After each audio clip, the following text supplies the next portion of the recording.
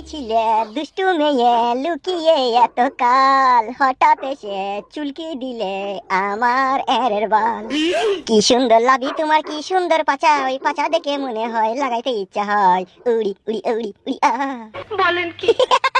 কখনো বড় শরীরে লাগবে রে, চুম করে যাবার পুঁ করে বীজ ঢেলে দিয়ে চলে আসবো। কাকে চাই? তুই কে? তুই কে বল সেটা আগে বল, আমি কে পরে জানবি, তুই কে বল।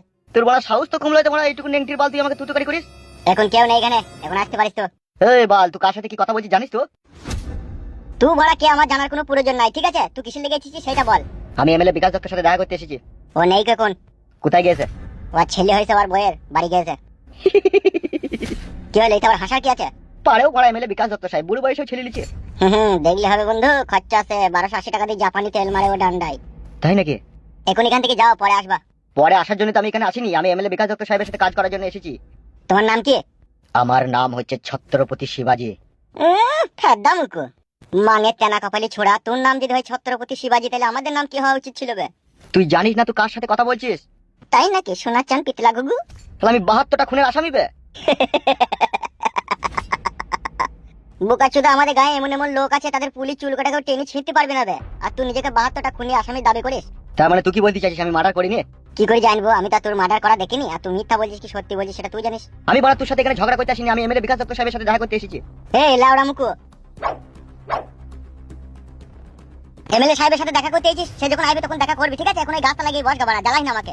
বেশ ঠিক আছে, এমএলএ বিকাশ দত্ত সাহেব আসুক, আমাকে এত বড় অপমান করার মজা তোকে বুঝাবো। শালা বৈদ্যুর বাচ্চা কেন এখনই আবল তাবল মার দেবো, চিনিস তো আমাকে? তুই এমএলএ সাহেবের সাথে কাজ করিস, আমিও তো কাজ করতে এসেছি, তুই এরকম করছিস কেন? তোমার দাদা হয়ে গেছি নাকি? তোকে আমি বললাম হ্যাঁ বোকাচোদা, আমি দাদা হয়ে গেছি তোকে বললাম? বেশ ঠিক আছে, এমএলএ সাহেব আসুক, তারপর আমি বলছি সব কথা। সে যখন আসবে তখন বলবি যা এখান থেকে, যা গাছতলায় বস গে যা। আমিও দেখে নেবো, তোকে দেখবি। তুই একে ভালো ছিঁড়তে পারবি না বে আমার। সে সময় এলেই দেখা যাবে। বাল মুখে এমএলএ বিকাশ দত্ত সাহেব বাল ছাল লোকের জড়ো করেছে। শালা বৈদ্যুর একই বাল ছিঁড়ার ক্ষমতা নাই বলছে আমি 72টা মার্ডার করেছি।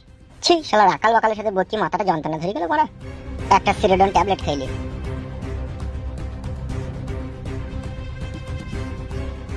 আমি শুধু একটা কথাই বলতে চাই, এই বাড়িটা যা আছে আমার নামে ও লিখে দেবে। বাবালো কি আমার ঢঙের কথা না তোর? বাড়িটা তোর নামে লিখে দেবে, আর আমার এই সোনার চাঁদ মানিকটা এমনি বানিয়ে দিলে বেশি জুলাই, আর তোকে বাড়িঘরটা লিখে দেবে, তোর নাম লিখে থাকবি। সাদা কুকুর, জি বড় ভাইজান। আমাকে ফেদা 125 গ্রাম মতো ডেমিক্লোন বিষ এনে দে তো, খেয়ে মরবো। নাউজুবিল্লাহ, আস্তাগফিরুল্লাহ বড় ভাই, এ কি কথা বলছেন আপনি?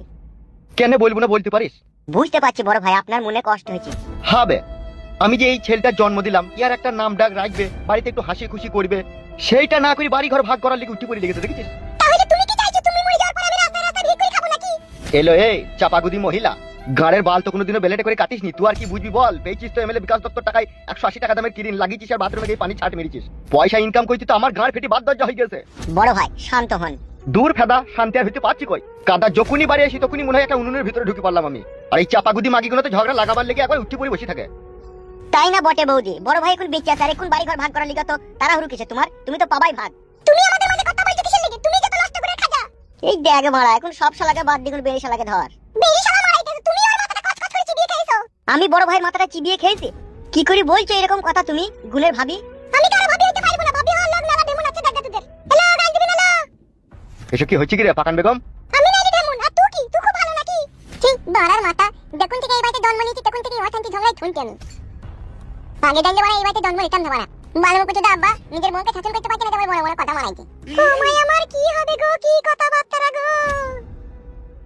তোর কাছে কি বড় বুড়ো মানুষের রু আছে নাকি বে? হবে, তুই যে এই 4 ঘন্টা 44 মিনিট হইলো তুই হইছিস, তুই এত কথা শিখলি কি করিবে? বয়া করে শিখলাম, তুমি যেভাবে শিখেছো সেভাবে আমিও শিখেছি। শালা কঠিন যন্ত্রণায় পড়লাম তোর এই শালোকে জন্ম দিয়ে। মুখ কাটতে দে, আমার মায়ের কাছে তোকে ছুটি কে বলেছিল বে? তুই বাথরুমে হ্যান্ডেল মারি না কা? এই ছোট কি কথা বার্তা রে?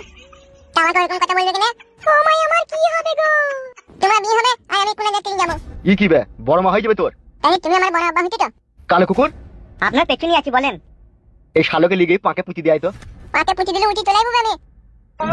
বে শালো, আমি কি তোর আব্বা হচ্ছি বে? ও কি কথা বার্তা বে তোর? তুমি বমন করছিস কেন ছোট ছেলের সাথে? এবার তুই এবার থেকে পাইতো, তোমার অন্য লোককে বিয়ে করবি তো পাইতো? কি বললি তুই? দা বলছি ঠিকই বলছি, তোমার বাড়িতে জন্ম নিয়ে বড় ভুলে গেল, তখন থেকে ঝগড়া হচ্ছে শুনছি, একটু ভালো মন্দ খাবার নিয়ে তো খাই আমি। আরে আব্বা, আমি জীবনে বহু ছেলে দেখলাম, তোর মতো ছেলে এই 7 পর্দার ভিতরে পাকা ছেলে শুধু তোকেই দেখলাম। তুমি বলতে তো আব্বা, আমার তো মনে হচ্ছে তুই আমার আব্বা বে, আর আমি তো ছেলে। তুমি থানা আন্ডার প্যানেল ফিটে এইগুলোকে বলে বড় পানির পয়দা ছেলে, নাইলে আবার জন্ম হওয়ার পর থেকে এত কথা বলে। এমন একটি মইতে নাটা এলে পাতা কুকুর বিটি আমার সামনেই দাঁড়িয়ে আছে আমার জর্জিন তো ভাতার ওই আমাকে হাওয়া দিছিল আর তুই বললি কোন লোকেলো আমার ছেলে বড় পানি পয়দা এত জিরিবিরি কেন করছিস পাকান বেগম? তুমি আমার নামে গোটা বাড়ি যদি না লাগে তুমি আটখানা বাড়ি লিখে দেবো বলে দিলাম তোমাকে আমি। এই ফেদা লিখবো তখন যা এখান থেকে, মাথা খারাপ করে দিই না, এখনই মাছতে লাগবো বড়া, যা চোখের সামনে থেকে যা। এখন মারবা তুমি আমাকে তাই তো? বৌদি যাও না, দাদা বলছি তো তোমাকে বাড়ি অর্ধেক ভাগ দেবে। তোকে আমি বলে রাখলাম এমএলএ বিকাশ দত্ত তুই আমার ভাগ আমাকে দিয়ে দিবি, তুই আমার সাথে বেশি বাড়াবাড়ি করতে আসবি না, তাহলে তুই বুঝতে পারবি আমি কি করব তোর। মনে থাকে যেন আমার এই কথাটা। বড় ভাই তোমার তো বাড়ি ঘর জমি জায়গা অনেক আছে, বৌদি নামে 1.5 কাঠা মতো লিখে দেবা তুমি। বে আমি দুবো না বলিছে, এই যে ছেলেটা হইলো সবাই মিলে একটা আনন্দ করে একটা নাম রাখবে নাকি সেই অশান্তি ঝগড়া লাগিয়ে দিল। তুই তো সবই দেখলি। সে তো বুঝতে পারছি বড় বৌদি একটু অবুঝো আছে। বুঝলাই ভাই ওইসব বুঝলে তো হিংসা মনে। ওসব 5 কথা তুলে আর লাভ হবে না, ঠিক আছে? আমি তুলি না, ওরাই সব তুলি বেড়াই। ওসব কথা বাদ দাও, ওসব কথা বাদ দাও কোন। বড় ভাই তাহলে একটা ছেলেটার নাম ফাম রেখে দেন। হ্যাঁ নাম তো একটা রাখতেই হবে, নাহলে সমাজে পরিচয় পাবে কি করে? কি নাম রাখা যায় বলো দেখিনি বড় ভাই? কি বড় হইলে কোন কি যে যন্ত্র হবে কোন বুঝা মুশকিল, এখন কি নাম রাখবো সেটাই তো বুঝতে পারছি না রে। বাপ হয়ে একটা ছেলের নাম খুঁজে পেছো না? তা তুমি বলো কি নাম রাখবো? তোমার নাম তো এমএলএ বিকাশ দত্ত, ওই টান করি একটা রাখো। ঠিকই বলছে বড় ভাই, টানে টানে মিলে যাবে। দূর বাল, আমার টানে টানে মিলে গেলেই হয়ে যাবে নাকি? এই যে আমার ছেলে, ইয়ার সুন্দর দিকে একটা নাম রাখতে হবে যাতে এক ডাকে একে সবাই চিনতে পারে। ঠিক ওইটা আমরা ভালো দেখে একটা নাম রাখো বাবা। তোর নামটা বানাচ্ছি কি রাখবো সেটাই ভেবে পেছি না রে। বড় ভাই আমি বলি কি তোমার ছেলের নামটা হুচুকদুমা রেখে দাও। আরে কানকি ছেলে হুচুকদুমা বানাই দেবে। ই কি রে, গাল দিছিস কেন বে? তো বলছি কেন হুচুকদুমা নাম রাখবে? তোর নাম বললে বলে কি রাখা হয়ে গেল নাকি? এখন নামটা ভাবছি আমরা। বেশ ভাবো। কি নাম রাখা যায় রে কালো কুকুর? আমি জানি না বড় ভাই, তোমার যা ভালো লাগবে তাই রাখো। এখনই নাম বলতে গিয়ে মারা গাল খাবো আমি? এখন থেকে নামটাই খুঁজে পেছো না নাকি তুমি? কতই তো মেলাই তো নাম আছে, যে কোনো রাখলেই হয়। কি কথা না নামটা? একটা নাম পেয়েছি, তোমাদের আবার পছন্দ হবে নাকি কি জানি। বলো বলো কি নাম? আমি আমার এই ছেলের নাম রাখতে চাই জর্দার কইটো। ভালো নাম আমার জর্দার কইটো ভালো নাম। পছন্দ হয়েছে বাপ তোর নামটা? পছন্দ হইছে আমার পছন্দ হইছে। কি রে সাদা কুকুর নামটা কেমন? ফাইন নাম বড় ভাই, জর্দার কইটো নাম ফাইন নাম। তাইলে কি আজ থেকে ওর নাম জর্দার কইটোই হবে নাকি? হ্যাঁ আজ থেকে ওর নাম হচ্ছে জর্দার কইটো। তাইলে আমি বড় হইলে পায়ে খাটি কত কেট করব। হ্যাঁ আব্বা।